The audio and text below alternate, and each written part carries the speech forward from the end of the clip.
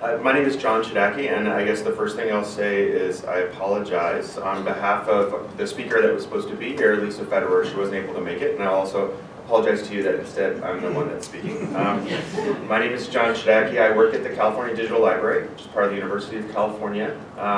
We have a strategic partnership with GREI, which is a repository that we'll be discussing as part of this panel.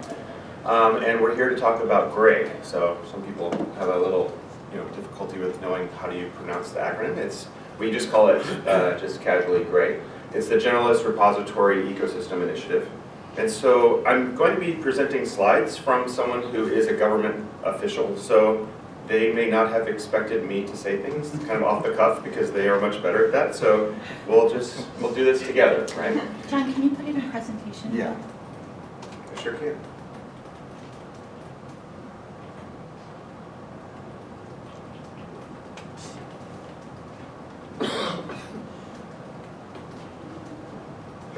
Great.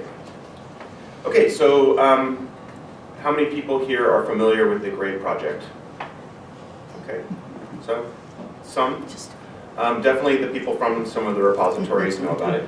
The GREI project in general is really in response to a couple key things coming together within the NIH and within the US federal funding ecosystem. It's really this idea that many biomedical researchers have many repositories to put their biomedical research into. Many are hosted at NIH or within one of the institutes, and they are very discipline specific. With the convergence of a couple things, one is a focus on more open practices within the research ecosystem, and then another is the upcoming NIH data policy that will be effective January of next year. NIH started to look at this question that comes up more and more, which is, where do I put stuff that doesn't fit in one of those domain repositories? So that's kind of the general thing from an NIH perspective. Like, how do you work? How do we give guidance to researchers on that question? Lisa, who wasn't able to make it here, she's the acting director of digital strategy at NLM. She and her colleagues started looking at how they could best answer that question for the researchers.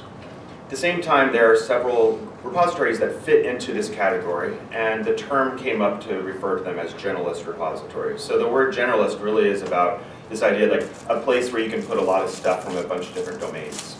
It's really from a perspective of NIH where they're really mostly thinking about domain-specific repositories. So generalist repositories was this idea that the phrase, the term that they coined, and they started to look at what is a best practice for these types of repositories. And so if you're coming from a perspective where metadata and cataloging and information about data is very deep, and you're thinking like that is success, then the question is like, well, in a generalist repository where it's maybe things that are just more tabular data or image data, what kind of metadata would be required, and how can you do that for a repository that's got so much different types of data sets? So just little by little, there was a discussion about like, okay, we have these policies and these ideas within NIH, within the federal government, within the research that the institutes do, and we need to start thinking about what are outcomes that we want from them. So what do we want the community to have as they're publishing data sets and being more open? And so the GREI project, it was born out of a single pilot that was done over a year with a single repository, and was like, okay, we're going to just test this out a little. And then it started to grow into, okay, there's a robust set of things that we want to incentivize. And I'm speaking from like an NIH perspective. Right? They want to incentivize these best practices across a whole network. And so these kinds of objectives were things like implementing best practices on metadata. So what would be the kind of minimum viable and the best class metadata standard for generalist repositories? Another would be metrics. How do we ensure that all of these repositories are measuring usage in a similar way? And making sure that they're working together, because sometimes data sets can sit in two different places. So you wouldn't want metrics to be in two different places and not be something that you could then bring together and have as a holistic view. Another would be looking at how the outreach and communication. So just as we were discussing this idea of generalist repositories, it's like everybody using the same terminology. And so they put together a program. It's an awardee program. These sets of repositories came together and they're given money by NIH to work together. And so we're talking about something, another phrase we use called cooperation, where we're working together to really uptool all of the whole ecosystem together, and that's where the ecosystem word comes in, right? And so what we're going to do today is we're just going to have some perspectives. I mentioned that I'm at CDL and we have a partnership with Dryad, so Dryad's here. We also have folks from Center for Open Science and Figshare and Mendeley Data, and we're going to talk to a little bit about GREI and how they're working within the GREI structure to achieve the goals that NIH has set out. And with that, I'm done. Okay, first. Hopefully I channeled Lisa appropriately, and next up we have Eric. Thank you. All right. So I'm Eric Olson. I'm the product manager at the Center for Open Science, and I'm glad to go first and tell you a little bit about the OSF and about us and how we fit into the mission that John outlined for GREI. And I like to put, before I ever talk about the OSF, put it in the context of what we do at the center, because the OSF is only one part of our work. As a nonprofit, mission-driven organization, we have a lot of different initiatives, all working toward our mission of making research more open, more transparent, and increase integrity and reproducibility. And one component of that mission, driving that forward, is infrastructure that if stakeholders, researchers, or organizations, or funders, or publishers, if they want to pursue these practices, just giving them the tools to make that possible is really a key step, and then to keep making it easier until it just becomes a norm that they can adopt, just like what John told us about those NIH goals. So our goal with the infrastructure is empower those communities, institutions, funders to advance that rigor and transparency. And I like this slide too because we talk, and a lot of the really high level goals of GREI are talking about, let's get the data sharing started, having the appropriate metadata. Data management plans increasingly is an expectation when you propose funded, supported research. And so those are all things that hopefully you're seeing when you go and look at somebody's research that's been produced. But then there's also lots of things sort of below the waterline that can make all of that even better. The data that you can find and the papers you read and the data management plans and metadata, if you can get a sense of how those studies actually took place and evolved over time. And that's a lot of what we do on the OSF, is to enable a lot of those below the waterline open data elements. And also to say that nobody should look at that big huge iceberg and think, oh gosh, there's no way I can do this, why even bother? Like, that is the last thing we want. And rather, and all of the repositories will tell you this, it is not an all or nothing practice to start engaging with making your data open, especially across the life cycle. It's tough. You have your own routines as a researcher going through a research project, and it's a bit of a whirlpool. You're in it, and it's hard to change those behaviors, and we understand that. So we want to make it easy to try a few things at a time, and then work your way toward having that whole iceberg exposed. So OSF is the infrastructure part of enabling those practices, giving you tools, workflows that break out some of those pieces that are kind of tricky to conceive of, if you're just seeing them in a vacuum. But if we give you workflows to document a study before you even go and do it, document everything, timestamp it, you can embargo it so you don't get scooped, but all of that is then there so you can see a whole history of your project when you publish, things like that. We have workflows just to walk you right through it, so you don't have to figure out how it works. We'll give you the steps in the tool itself. And really, as aligning with that data sharing and access goal for GREI, those workflows are there so that you can begin to think with the end in mind, much like a data management and data sharing plan. But it doesn't have to end with the data sharing plan. You can think through all of the stuff that your study is going to involve, document those things early, and then when you publish that paper, you can refer back all the way to the very beginning, a timestamp document of those hypotheses that I say I put in my paper, these are where I started. Well, you know I did because I timestamped this 2 years ago and say where I started and my data collection methods and all of those things. And if I did make changes, it's all logged, it's all version controlled, and we handle all of that for you in the infrastructure.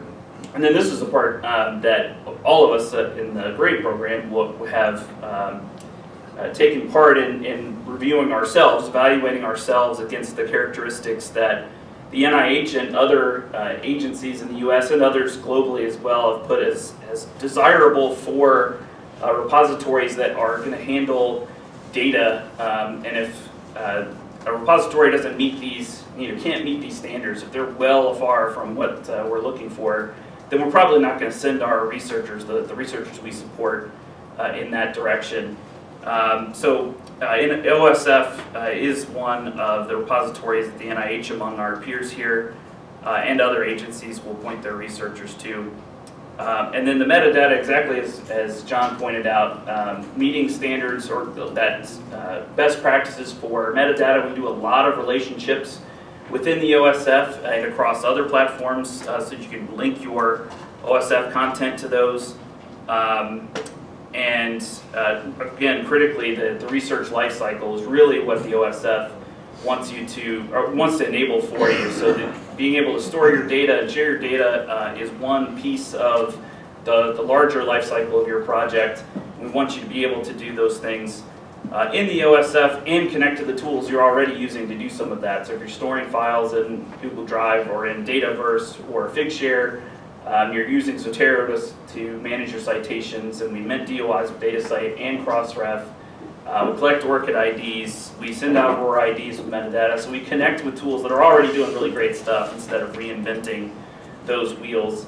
That is really a part of the OSF vision there. So yeah, in summary, that is what we're about at the OSF, is offering you workflows and tools across the life cycle so that open data and data sharing is really easy for you, and you can connect to all of the work that you're doing in your research project. And that's it for me. So Holly, you're up. Thank you.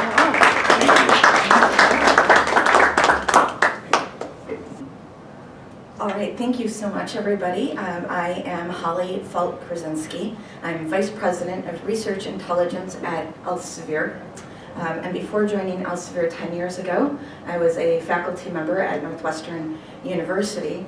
And actually, one of my very proud moments was getting to work closely with Northwestern's recently retired UL, Sarah Pritchard, as we started looking at research intelligence solutions that would support our research ecosystem. So I've had long-standing engagement with librarians and other academic leaders. I think it was either my first or second meeting after joining Elsevier that I went to the NLM, and I met with Mike Herta to talk specifically about research data and research data sharing. So something that I've been involved in for quite a while, and I'm pleased to be able to talk with you about our participation in GREI by way of the Mendeley Data platform that we offer, and just share a little bit about how that fits into our overall research data management workflow solutions and other offerings in support especially of librarians. So Mendeley Data supports research data management workflow. It is one component of it. Mendeley Data is the free, secure, and cloud-based generalist repository. It will always remain free and open. And this means that researchers anywhere in the world, as long as they have an internet connection, are able to share their data using this platform. So it helps researchers ensure compliance and supporting their open data, open science activities. That provides for them much the same way that an institutional repository. Mendeley, as a data repository, provides secure storage, easy curation, and can help with improving impact and being able to showcase the impact of research, especially with regards to open science activities. And we see that not only the NIH's forthcoming new data sharing policy, but in the OSTP, most recent OSTP public access memo, we see that all federal agencies have now been directed to establish open data sharing plans. And this is important because while the federal agencies will be mandating, investigators, researchers want to be able to demonstrate impact. So Mendeley Data for data sharing purposes. On the left-hand side, you see the Mendeley Data homepage. It has both the ability to upload and to store, that is publicly publish your data sets. It's also an opportunity to be able to share and discover and search across the Mendeley Data platform for other data sets. So this gives us the opportunity. There's a really robust user-centric, so we've had lots of time with the user experience folks to think about how it is that researchers need to do data set creation, or if they're working with a repository colleague at the library, for example, to make that interface and support really straightforward for them. And you'll see that there's lots of components about it. We do support drafts, we support provenance, and linking to other digital objects. You see then on the search side that we have data search results, and when you do that, we are indexing from lots of different databases, including all of the other GREI repositories, and you're able to view the data sets. So it makes it very easy in a data-specific way to do this search and discovery process. Moreover, just like my colleagues here, we're all participating in this Coopetation Network, which I think is one of the best ways that the US federal government has for encouraging innovation. So when it's funding and not making decisions that one size fits all, but rather opportunities for an entire ecosystem to be able to grow and for new innovations to continually be developed. So I really want to thank the NIH for its viewpoint on that and really to drive innovation. So my colleagues and I are part of the search and metadata working group.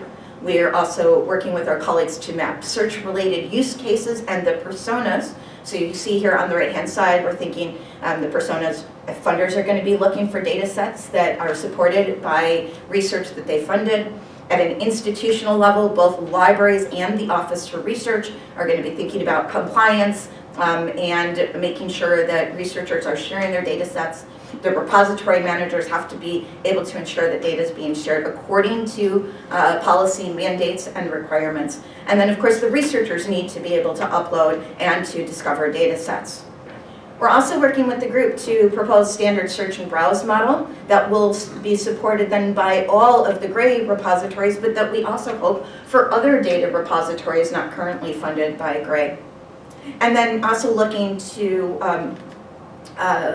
think about the required fields and especially taxonomies and controlled vocabularies that need to be associated. In much the same way as we see that there are taxonomies or controlled vocabularies with article search and article repositories such as Scopus or Web of Science and Dimensions, similarly for data repositories.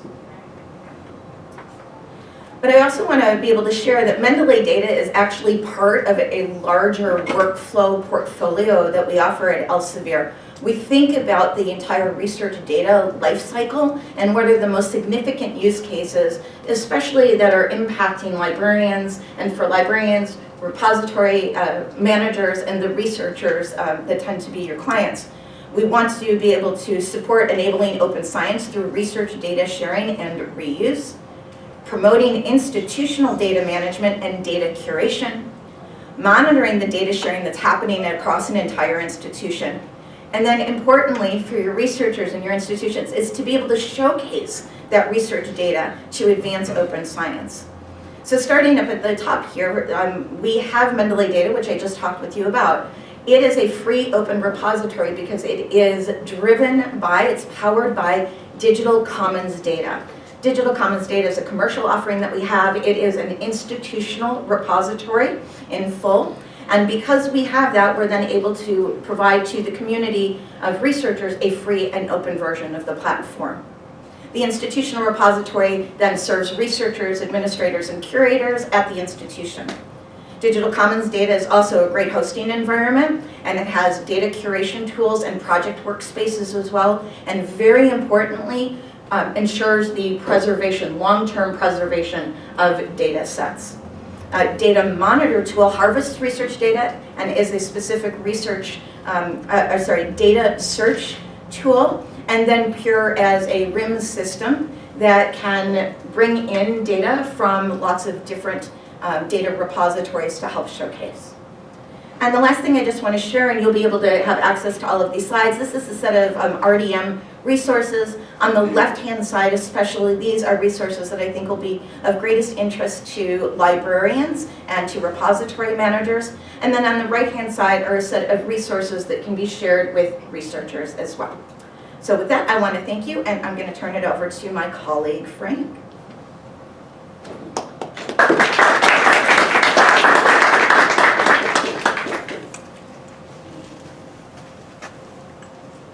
My name is Frank Semantic. I'm the head of Academic Gov Funder for Figshare. This is my 23rd Charleston conference. So very excited to be here and talk a little bit about Figshare and some of the things that we do.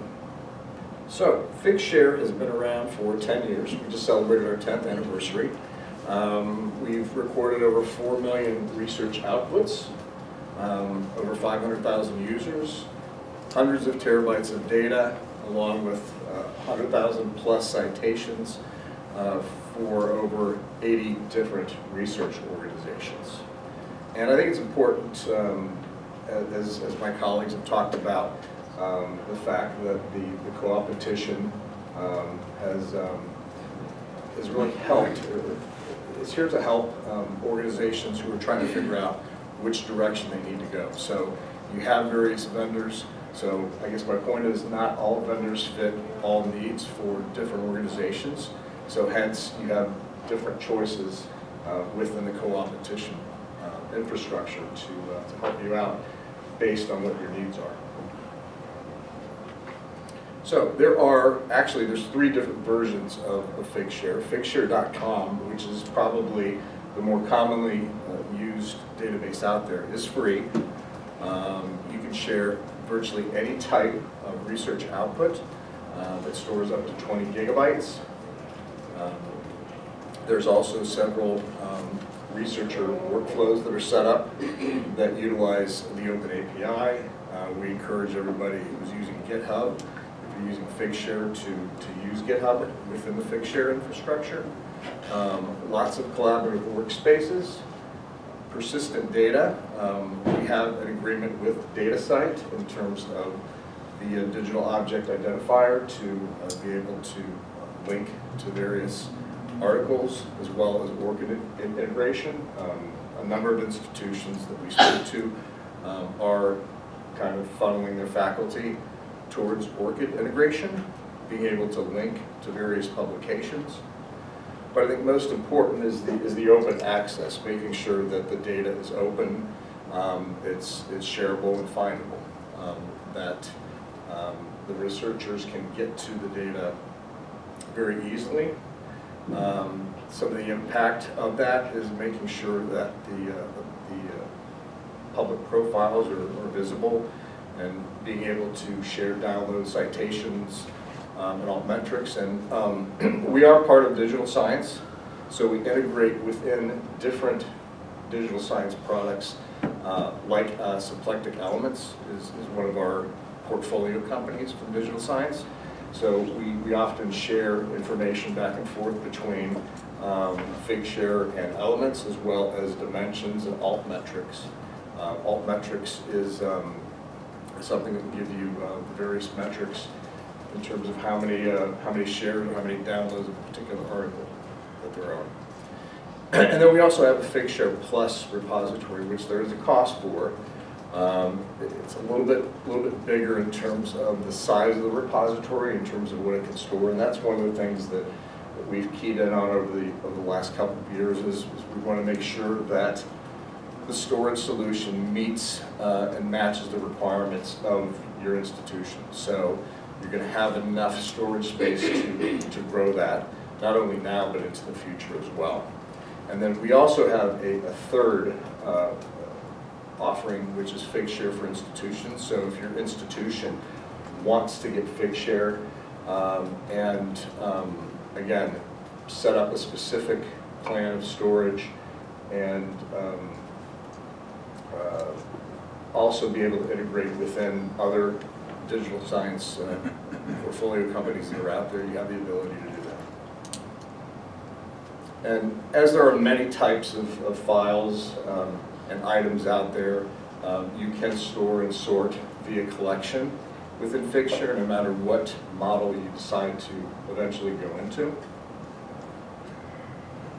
And being able to describe your work. Again, the author profiles, the metrics, how many times somebody has used or even cited your article, associated papers that go along with that particular piece of work, description for discovery and reuse of the articles, licensing, of course, embargoing is also something that can be set up along the way, and then more importantly, being able to fund, being able to show the link of NIH awards, which obviously with the January 25th deadline looming is going to be very important to be able to show in the near future. So I thank you for your time. Thank you.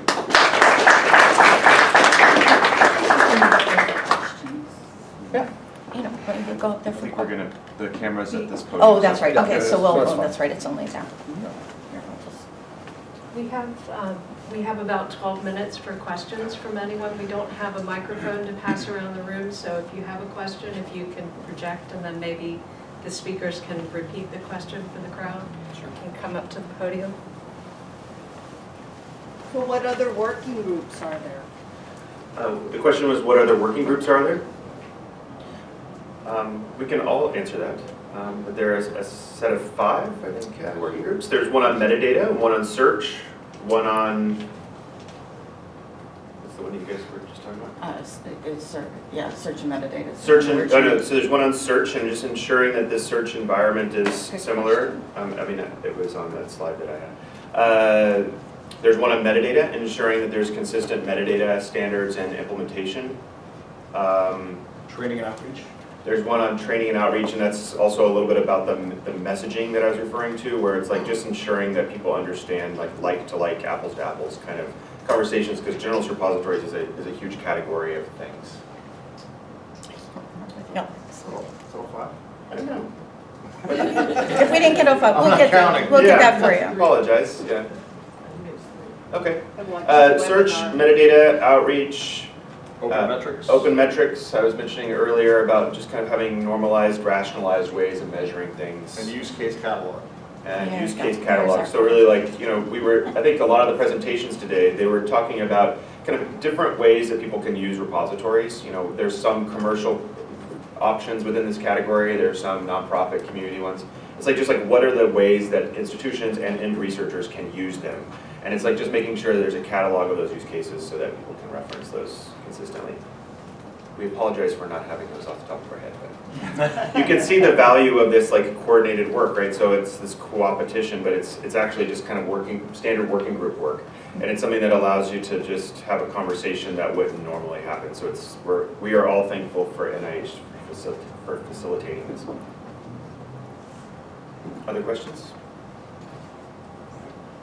How general do you mean by generalist? Are we talking like into the humanities, or is it mostly used in science? How general are we talking about when we say generalist? Are we talking about social sciences and humanities, etc.? Absolutely, we are talking about everything.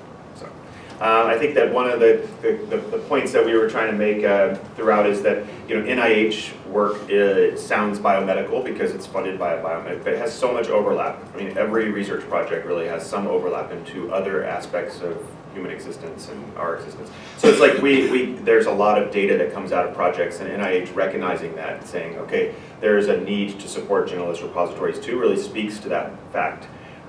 So I think with the majority of the work that I'm sure NIH was thinking about is something that's, you know, connected to the biomedical research that they fund. There's obviously other social science and humanities work that NIH does fund occasionally. But really, it's that connectedness that they were looking at. Like, how do you look at the connectedness between primary research data that's going into, let's say, an NCBI repository versus, and like, how do you connect that to something that would go into one of these repositories we were mentioning? For example, one of the repositories that's not here is Dataverse, and it's very much focused on humanities and social sciences. So And Vidley, I think Vidley is a clinical data. Clinical. Yeah, so it's sometimes has a lot to do with survey data. Yeah, but from the get-go, and I think it's so for my other colleagues who are here today, is that fundamentally, at least for Mendeley Data, it was established to be a data repository for research, regardless of the nature of that research. Now, it will be, and the NIH says this, the other federal agencies, if there's a discipline-specific, whether it's funded by the agency or established in the community elsewhere, that's probably going to be their first priority all of the time. But then these data repositories offer for everything else and for ease. Sometimes there's some complexity with the domain specific, and actually researchers might post to a domain specific, but they think that other fields and disciplines might be interested, and they're not going to go to that domain specific. So they may also share, and that's completely allowable, they're going to share their data set to a generalist repository so that it can be more easily discoverable by other fields as well. Another question? Yeah, is there an opportunity for an organization, for a repository, to actually join this effort, to participate? Yes, so the question was, can repositories join? I mean, I'm not here to give away NIH money, but of course not. So the original kind of cohort of organizations that were involved was a subset of this. Then when the official awards went out, there was a little bit bigger. The most recent repository to be added is Zenodo. Just was added a few months ago with partnerships through Northwestern University. It's a very expanding group.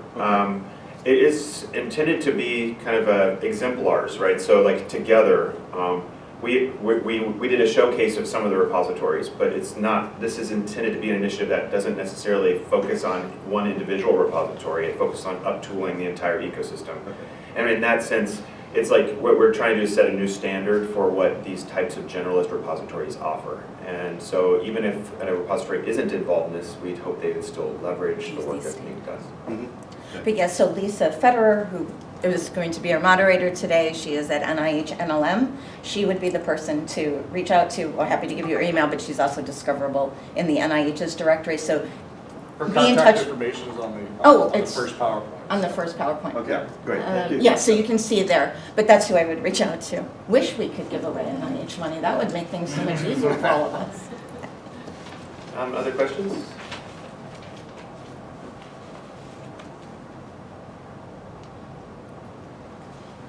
I'll ask a question of the audience. What are you seeing already with the forthcoming new NIH data sharing and management policy? Are you already getting questions from your investigators? Are you getting panicked emails? Are you already have something in play to be able to support them, or is this, no, today was step one? For those of us in large academic, I'm at Northwestern, I work in Galter. But the people I'm a little worried for are the hospital librarians. Okay. Because they have researchers who might have one or two NIH, in the whole system. But they're kind of scrambling. A lot of them don't have the mandate to have a repository. They have to get up to snuff. They're solos. They have to be, they have to learn about this in order to speak the conversation with their researchers. When you say hospitals, are you talking in general, or are you talking? Well, some teaching- are large networks, teaching hospitals? 27 hospitals, but they each don't have librarians. Right. Others are, like Northwestern Medicine is half that size, but there's another one in Illinois, Wisconsin that's 27 hospitals. So I think, but there are solos also in small standalone community hospitals. So those are the folks that, they're scrambling to be everything to everybody. So with the kind of the assumption that most people in here are librarians or work at libraries, how many people here are familiar with and know what's going to happen with the NIH policy? Okay. My colleagues. How many people in here feel like it's the library's mandate to help support the NIH policy? So this is the challenge. It's like, I mean, I also work at a university and I work at a library. It's a question of like who is in charge of helping and where do the people go for guidance? And I think that one of the challenges that NIH is trying to accomplish with this program is to say that they're never going to endorse, repositories. They can't. But they They're can try literally to. not allowed to by Yeah, law. but they can start to say, these are the types of characteristics that we definitely want to have, and that it's a little bit easier for people across the country to be able to point to repositories who have adopted those characteristics. And it's just trying to find a way to bridge the discussion without having to answer the question of like who within a campus is really in charge of X, Y, or Z. So. I would also say every month there are group discussions, and I encourage everybody here, if you're interested in learning more and what's happening with the NIH GREI initiative, to join that monthly discussion. And Yeah, we do have a webinar series. The GREI Initiative Ecosystem Repositories host a webinar series. The next one's on November 10th. It'd be great. I just tweeted out a link, but we can Next put it Thursday. Yeah, another couple of outstanding resources. I had it on my resource slide, which I can share if anybody wants it before they leave. I'm happy to share my slides. But there's a couple of places. The Research Data Management Library. Oh no, what's the It's like a working group. working group, RDMLA, let's Yeah. just, all of a sudden I forgot what the A stands for. Academy, Research Data Management Library Academy, the RDMLA, which is an initiative launched by Harvard and Simmons University. Elsevier's been proud to be the sponsor since inception. It is a computer-based training, all free, for librarians at any level, and it's completely appropriate also for your colleagues in the Office for Research. Because we know that these kind of funder mandates tend to also sit within the Office for Research, who has ultimate responsibility for compliance with all sponsored awards. But that doesn't mean that they won't be like, hello, library, you do it all. But these are great. So RDMLA is an amazing set of resources. The NNLM has a set of data sharing trainings that I just saw. The first I saw was a full day workshop, but it filled up. I'm sure NNLM will offer another one since the first already filled up. There's a training from Koger that I didn't have on the slide. But the RDMLA is exactly where I would. And then also in the resource, NIH has really upped its game in a way that I have not seen, and this is so exciting, of providing really good guidance to what has to be done if you are developing a grant proposal to comply with the mandate. So the link I have is the main page. It's a partnership through, I believe, the Office of Data Science Strategy and the Office of Extramural Research at the NIH, but some really great resource pages that they've developed, better than I've seen associated with any of their other policies. I hope this is something they'll keep up, because it's really a great set of information for all of you, but then also to really easily share with your investigators. Okay, any other final comments or questions? I mean, we've gotten a lot of conversation on this side of the room. Not to pick down anybody, but how about you? Do you have a question? Does anybody over there have a question?